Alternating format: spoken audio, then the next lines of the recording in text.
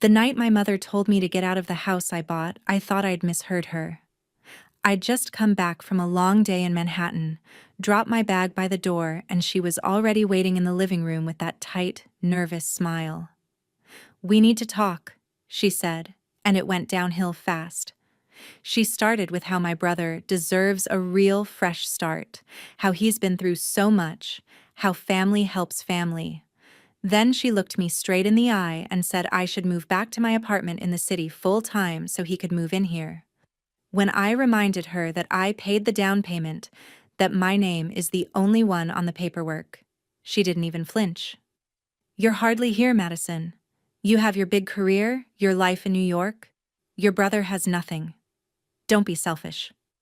That word hit harder than anything else. Selfish. For buying my parents a safe, beautiful home and letting them live here practically rent-free. I noticed then she had already gathered some of my things by the door, like this decision had been made days ago. She held out her hand for my keys and added, almost casually, that they were planning a housewarming soon to celebrate finally getting the home we always dreamed of. I didn't go to that party. I saw it online instead.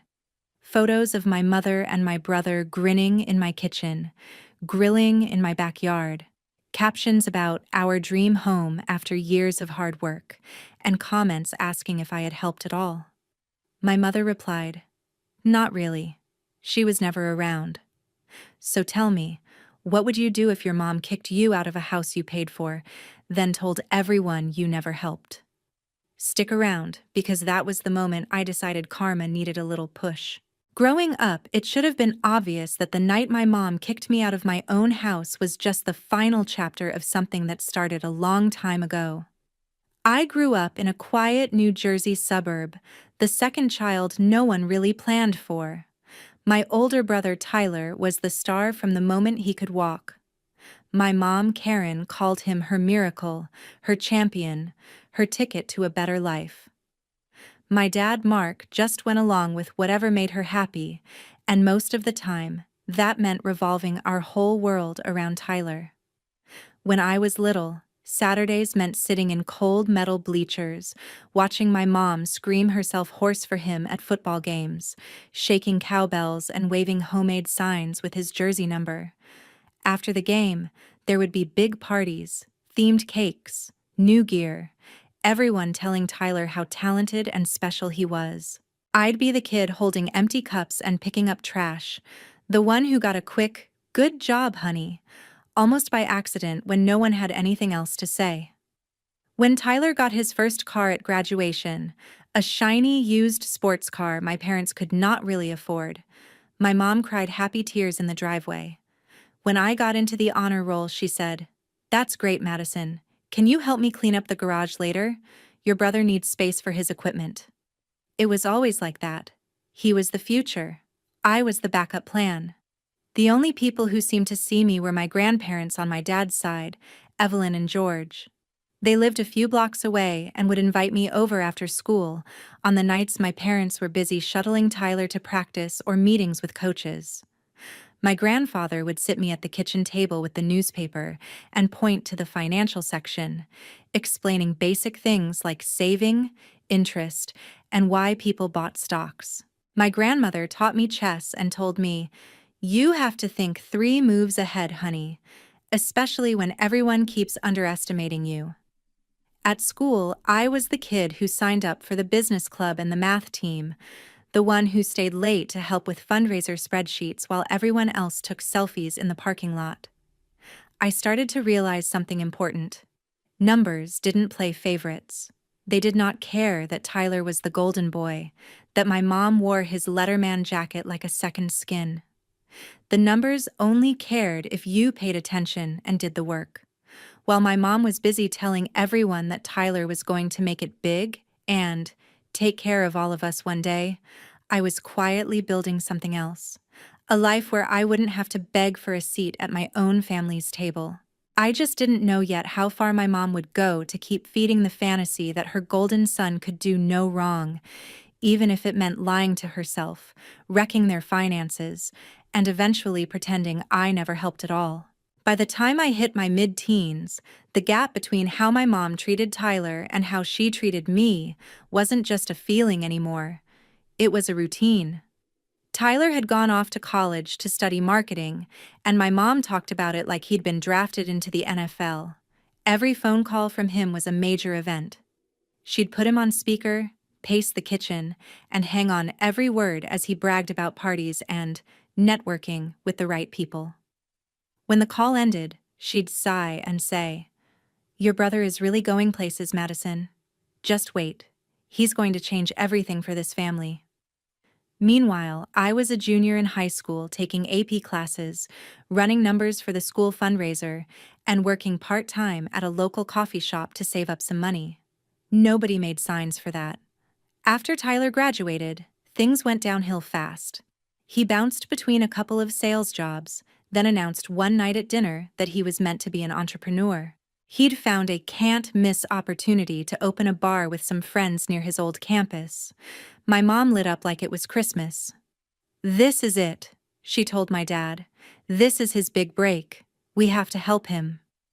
Help meant draining most of their savings and taking out a line of credit against the house. My dad looked worried, but he signed the papers anyway because saying no to my mom was not something he knew how to do. I watched all of this from the edge of the room, silent, wondering how many spreadsheets I'd have to fill to match the money they threw at my brother with one impulsive signature. The bar failed within a year.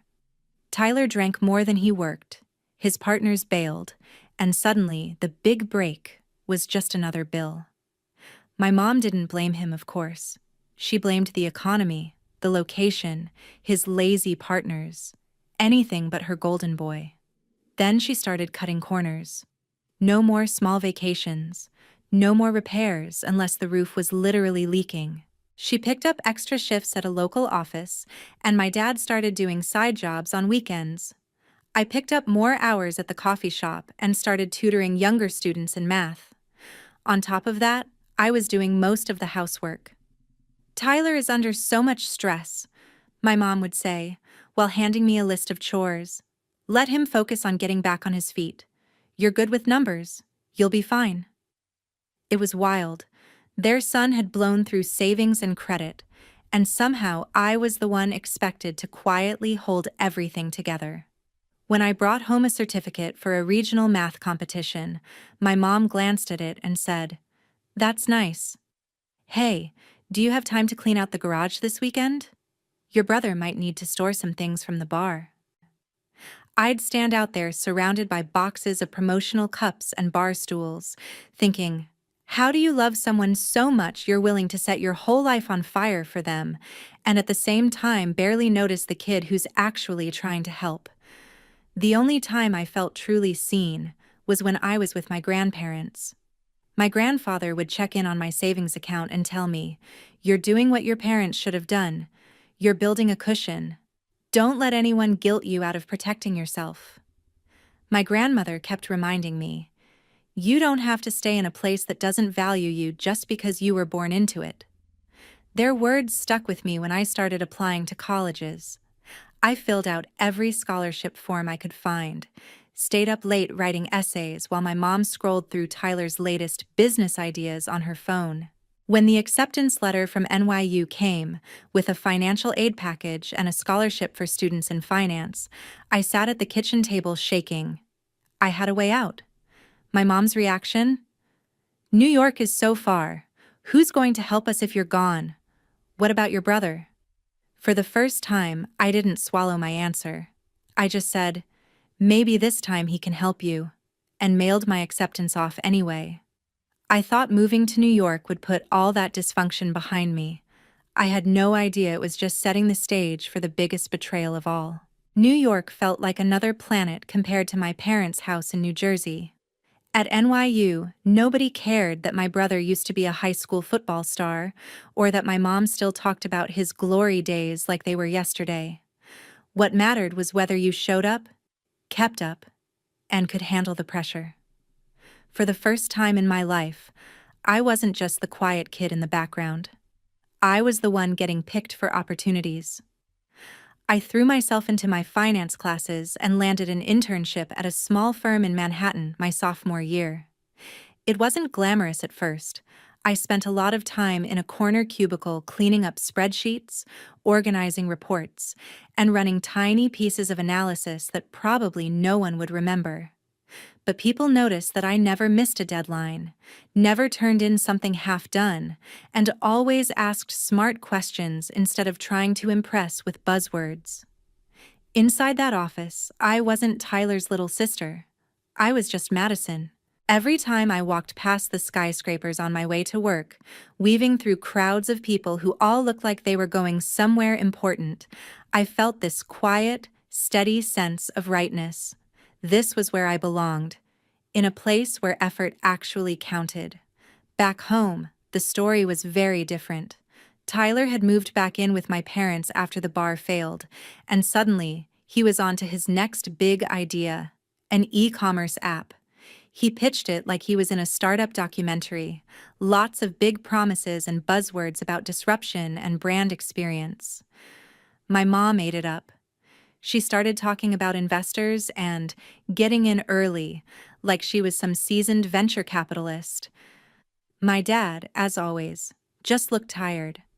I'd call on Sundays and hear the hope in my mom's voice when she talked about how this one is going to change everything. When I asked whether they were still paying off debts from the bar, she brushed it off. Debt is normal, Madison. You have to spend money to make money. My stomach twisted because I knew she didn't really understand what she was repeating. She just wanted to believe her son was still special. During my last year of college, everything shifted. My grandparents, Evelyn and George, both passed away within months of each other. They were old, and we knew it was coming, but it still felt like the floor dropped out from under me. They were the only ones who had consistently seen me, believed in me, and told me I was more than a supporting character in my own life. After the funeral, the lawyer read their will. They left a little something to my dad and some family keepsakes to my mom. Then he turned to me and said they had set aside a savings and investment account in my name, built quietly over years. Around $100,000. There was a letter from my grandfather, handwritten and neat, tucked in the folder. It said, "Use this to build something that belongs to you, not to rescue people who refuse to save themselves." I sat in my tiny dorm room that night and cried because it felt like they were still looking out for me from beyond the grave. I graduated from NYU with honors and a job offer from the firm I'd interned at. Now a full-time analyst position in Manhattan with a solid starting salary and a clear path upward. I took the job, moved into a modest one-bedroom in Brooklyn, and started doing exactly what my grandparents had taught me. I built. I maxed out my 401k, opened an IRA, invested in index funds, and grew that inheritance instead of blowing it on shiny things. Meanwhile, Tyler's app went exactly where his bar went. Nowhere. He burned through the small investor money he had, then turned right back to my parents. I found out through hints and half-finished sentences on phone calls that my mom had cashed out more of their retirement accounts and taken on even more credit to keep him afloat. "It's just until the app takes off," she would say, like reading from a script. My dad's hair was grayer every time I saw him. When I drove out to visit, I noticed things my mom didn't talk about. Late notices on the counter, the way she snapped when I asked if everything was okay, the way my dad's shoulders slumped a little more each time Tyler mentioned one more loan or just a little help. One night, after Tyler had stomped off to the basement because someone dared to question his latest idea, my dad and I sat alone at the kitchen table. He rubbed his forehead and said quietly, "Your mother believes in him so much she's willing to bet the entire house on it." I asked him if that was literally true. He hesitated, then nodded. "We've used almost everything we have. There's not much left." I drove back to Brooklyn that night with my hands gripping the steering wheel too tight, listening to the city traffic and doing mental math. I had my career, my savings, my grandparents' gift. I was finally in a place where I didn't have to worry about the lights staying on. But my parents were one bad month away from losing the roof over their heads because they couldn't stop chasing Tyler's potential. I knew I couldn't fix their choices. I also knew I wasn't ready to stand by and watch them get crushed by the fallout. I just didn't realize that trying to help would give them the perfect excuse to erase my contribution and hand everything, including my generosity, right back to my golden brother. The breaking point came on a rainy Sunday when I drove out to New Jersey and found my mom at the kitchen table surrounded by unopened envelopes. She jumped when she saw me, then tried to sweep the stack into a pile like she was just organizing coupons. I picked one up anyway. It was a notice from the bank about delinquent payments and possible foreclosure proceedings. The house I grew up in, the one my parents had refinanced over and over to fund Tyler's big dreams, was hanging by a thread. My dad sat in his usual chair, staring at his coffee like it might have answers. Tyler was nowhere to be seen. "It's just a scare tactic," my mom said too quickly. "We'll catch up. Your brother is close to landing something big. Once that happens, all of this will go away." I looked at my dad. He didn't argue with her, but he didn't nod either. He just looked tired in a way that went deeper than needing a nap. I knew I couldn't fix every bad decision they'd made, but I also couldn't sit there and watch them lose everything. I drove back to Brooklyn and spent that night doing what I do best, running numbers. I added up what they owed, what it would cost to save the old house, what it would take to move them into something smaller, safer, and sustainable. Throwing money at their current mortgage would just keep them on life support a little longer. Buying them a new place, in my name, would at least give me some control. A few weeks later, I asked them to meet me at a quiet diner halfway between my apartment and their town. I slid into the booth across from them and laid out my plan. "You're drowning," I said, no sugarcoating. "The bank notices aren't going to stop. If you keep hanging on to the house just because it has history, you're going to lose not only the house, but everything else too." My mom opened her mouth to argue, but I kept going. "I've been saving. I have money from my job and from Grandma and Grandpa. I found a smaller place, a single-story bungalow a few towns over. Nice neighborhood, low property taxes, easier to maintain. I can buy it outright with a manageable mortgage and some of my savings. It'll be in my name. You two can live there, treat it as your retirement home, and we stop this cycle before it destroys you." They stared at me like I'd spoken another language. My dad was the first to respond. "You'd do that?" His voice cracked on the last word. My mom's eyes filled with tears, the emotional kind she usually saved for Tyler. "You'd buy us a house?" she whispered, like the idea was unthinkable. Part of me wanted to say, "I'm not buying it for you. I'm buying it to keep you from crashing." But I swallowed that and nodded. "Yes, on one condition," I added. "It stays in my name. I handle the mortgage, the taxes, the big repairs. You pay what you can for utilities and day-to-day stuff, but we're done with loans for big ideas. No more cashing out retirement, no more second chances on bad business plans. This is it." My mom wiped her eyes and grabbed my hand. "You're an angel, Madison. You're saving us," she said, and for the first time in my life, I saw her look at me with something close to genuine gratitude. We closed on the bungalow a few months later. It was cute in a simple way. A small front porch, a tidy yard, an open living room, and a backyard with enough space for my mom to plant all the flowers she'd pinned on Pinterest, but never had the money or energy to buy. The commute to the nearest grocery store and hospital was easy, and the street was full of retirees walking dogs and kids on bikes. It was exactly the kind of safe, quiet place my grandparents would have chosen for themselves. I stood in the empty living room on move-in day and handed my parents a pair of keys. "This is your fresh start," I said. "Don't waste it." My dad hugged me like he didn't want to let go. My mom immediately started talking about paint colors and where to put the couch. Tyler showed up late, carrying one box and a lot of opinions. "Nice place," he said, looking around like he was evaluating a potential listing. "Kind of small, but it has potential if you upgrade the kitchen and maybe add a deck. Did you guys finally get a good deal?" My mom jumped in before I could say anything. "Your sister helped," she said vaguely.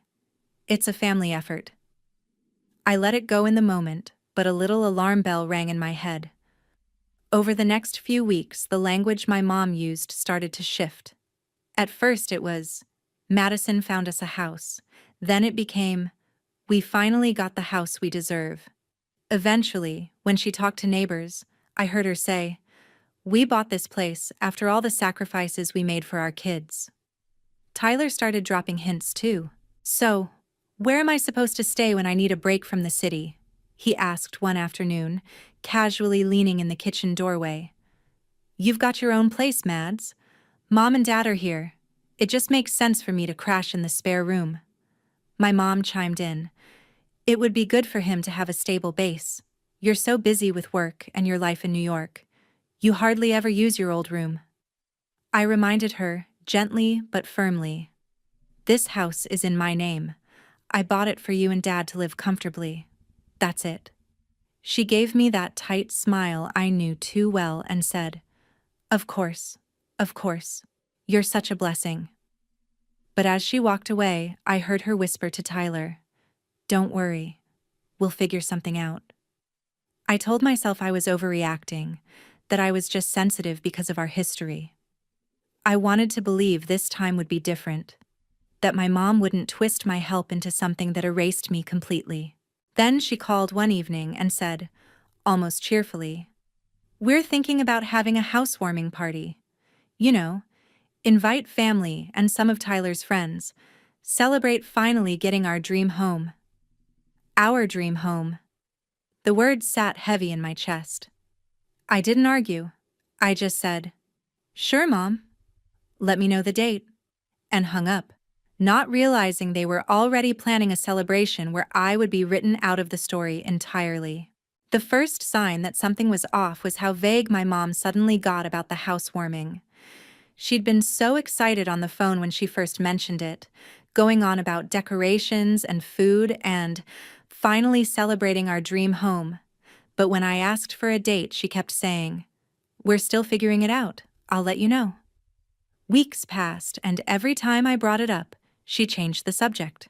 Work got busy, as always, and I let it slide, telling myself maybe they were still settling in, maybe money was tight, and they needed to wait. Then, one Friday night after a late meeting, I was zoning out on my couch in Brooklyn, scrolling through my phone, when Tyler's post popped up. He'd tagged my mother, a bunch of his old friends, and even a few people I vaguely recognized from our hometown. There he was in my kitchen, leaning against my island, beer in hand, a big grin on his face.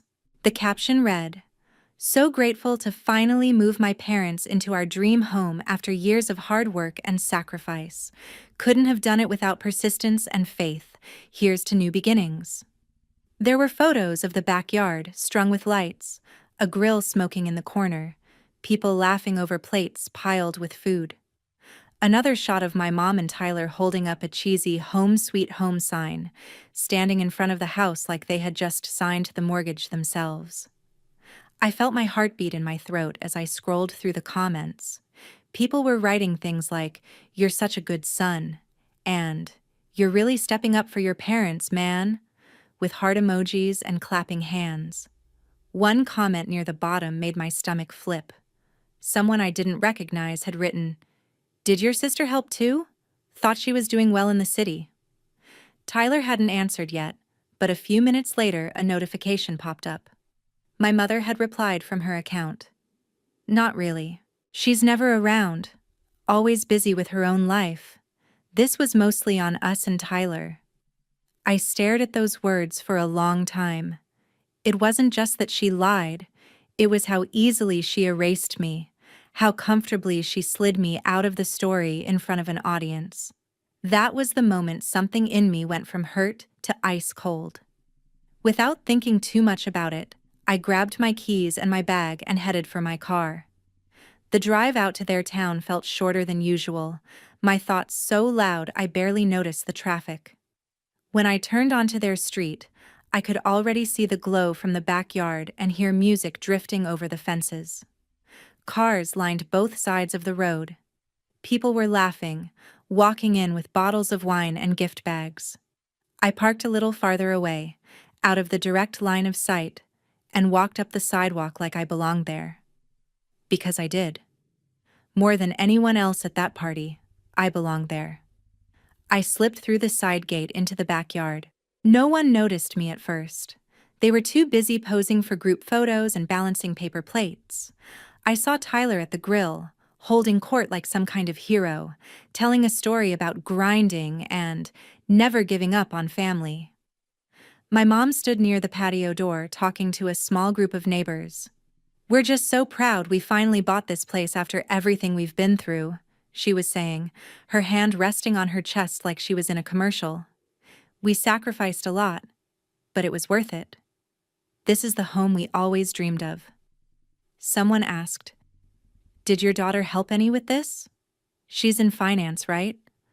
My mom gave this little laugh that made my skin crawl. "You know how it is," she said. "She has her Wall Street life. She never really helped. Tyler's the one who stepped up for us." I didn't even feel myself move. 1 second I was standing at the edge of the yard. The next I was walking straight into the middle of the circle. The conversations around us dimmed, then stopped altogether. "That's funny," I said, my voice steady in a way that surprised me. "Because as far as I remember, I'm the one who wired 6 figures to make this house happen." Every head turned. My mom froze, color draining from her face. "Madison," she said sharply, like she'd caught me doing something wrong. "What are you doing here?" "Oh, I don't know," I replied. "Just visiting the house I bought, watching the party I wasn't invited to, listening to you tell people I never helped." A few people shifted uncomfortably. Tyler walked over, trying to play it off. "Come on, Mads, don't be like that. This is just a celebration. No need to make it weird." I pulled a folded envelope from my bag and held it up. "You know what's weird?" I said. "Throwing a housewarming party for a house you don't own. This is the closing statement from the bank. See whose name is on it? Mine. There is no one else on the deed. No co-owner. No co-signer. Just me." My dad had been hovering near the back door. He stepped closer now, his face a mix of shame and something like relief. He knew. He'd always known. My mom tried to regain control, her voice trembling. "We're your parents," she said. "We deserve a home. Your brother needs a stable place to get back on his feet. You have your career, your apartment, your opportunities. You were just pretending," I cut in. "Pretending you bought this. Pretending Tyler sacrificed anything other than your credit scores. Pretending I never did a thing, so you could keep feeding this golden child fantasy you've had since he was 17. I turned slightly, addressing the crowd now. "I bought this house because they were about to lose the old one chasing his failed businesses. I put it in my name so they'd have a safe place to live. I was going to sign it over eventually, when I knew they were stable. I don't feel that way anymore." The air in the backyard felt heavy. Someone set down their drink. A woman near the back murmured, "Oh my God," under her breath. Tyler stepped closer, his jaw clenched. "You're being dramatic," he said. "You can't just show up and humiliate Mom like this. This is a family matter." I looked him dead in the eye. "You're right," I said quietly. "This is a family matter. And that's exactly why I'm done letting you and Mom rewrite reality to make yourselves look good." I took a breath and raised my voice just enough for everyone to hear. "Party's over. I want everyone who is not on the mortgage to leave my property. Now." There was this weird moment where no one moved, like they were waiting for someone to tell them it was a joke. My mom sputtered, "You can't do that, Madison. You can't just kick people out in the middle of a party." "Watch me," I said. "You've been more than happy to kick me out of things that were mine. Consider this balance." My dad put a hand on my mom's shoulder, his voice low. "Karen," he said, "we need to let them go." That seemed to break the spell. People started gathering their things, muttering apologies, avoiding eye contact as they slipped past us toward the gate. Tyler looked at my mom like he expected her to fight harder, but she just stood there, shaking. Within minutes, the backyard was almost empty. The string lights still glowed. Abandoned plates sat half-eaten on the table. Music played softly from a speaker with no one left to listen. It looked less like a celebration and more like the aftermath of a storm. My mom finally found her voice. "You're going to regret this," she hissed. "You're turning your back on your own family." I felt strangely calm. "No," I said. "I'm turning my back on being used. There's a difference." I pocketed the envelope, turned off the music, and started blowing out candles one by one while Tyler and my mother watched. For the first time in my life, they didn't look powerful or special. They just looked small, standing in a house they'd tried to claim but never actually owned. As I locked the back door that night, I knew one thing for sure. This was the last time they would ever get to rewrite my story without consequences. What came after, when the dust settled and the truth spread, would be the part they never saw coming. The fallout didn't hit all at once. It came in waves, each one stripping away another layer of the story my mom had been telling herself for years. The morning after the party, I drove back to the bungalow with a folder full of documents and a decision I'd already made. My parents were in the kitchen, silent, like they'd been sitting in that awkward, echoey quiet all night. Tyler was gone. I guess even he didn't want to be there for the hangover. I sat down at the table and laid everything out. The deed, the mortgage statement, the bank letters from their old house that I had pulled out of the stack of junk mail, a basic breakdown of their debts. "Here's where we really are," I said. "You are months behind on payments for the old house. That foreclosure notice isn't a scare tactic. It's a countdown. This place," I tapped the deed, "is in my name. I bought it with my money. I gave you a home so you wouldn't end up on the street. Last night you threw a party in my house, pretended you bought it, and told people I never helped." My mom flinched like I'd slapped her. "I was just embarrassed," she snapped. "We don't need everyone knowing our business." What was I supposed to say? That our daughter had to rescue us? "You didn't have to lie," I said. "You didn't have to erase me." My dad didn't look at me or her, just stared at the paperwork. "What happens now?" he asked quietly. I took a breath. "Now I stop doing what Grandpa told me not to do," I said. "I stop rescuing people who refuse to save themselves. I'm selling this house." My mom's head snapped up. "You can't do that," she said, voice rising. "We have nowhere to go. You can't just throw your parents out on the street." "I'm not throwing you on the street," I said. "I'm giving you 90 days. You can sell what you don't need, find an apartment you can actually afford, talk to a financial advisor, do whatever you need to do as adults. I'll even pay your first month's rent and security deposit, but I am done being your safety net while you rewrite me out of your life." She called me heartless, ungrateful, accused me of letting money change me. I let her rant, because for the first time her words didn't stick. They fell flat between us, exposed for what they were, tools she used to keep me in line. My dad, eyes wet, just nodded slowly. "We did this," he said hoarsely. "We made these choices. She warned us." Tyler tried to storm back in a week later, full of righteous anger about family loyalty and public humiliation. But by then, I had already met with a realtor and put the house on the market. When he said, "You can't take this from Mom and Dad," I just looked at him and said, I can't take what they never owned, and you don't get to cash in on my hard work because you finally noticed how real consequences feel. Word got around faster than I expected.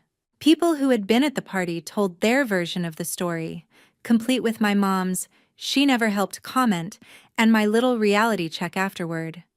Some folks unfriended her quietly. A few called me to say they were proud of me for standing up for myself. On social media, Tyler went quiet for a while. When he resurfaced months later, his posts were about grinding in a very different way. Late-night shifts, humble beginnings, nothing like the glossy entrepreneur persona he'd tried to curate. The old house, the one they'd refinanced to death, eventually went into foreclosure. The bank stopped sending warnings and started sending final notices. They lost it. My parents ended up in a cramped 2-bedroom apartment in a less than ideal part of town, the kind of complex with thin walls and overflowing dumpsters and neighbors who played loud music at all hours. My mom hated it. She complained about the noise, the lack of space for her plants, the way the light never seemed to hit quite right. She complained about everything except the choices that got her there.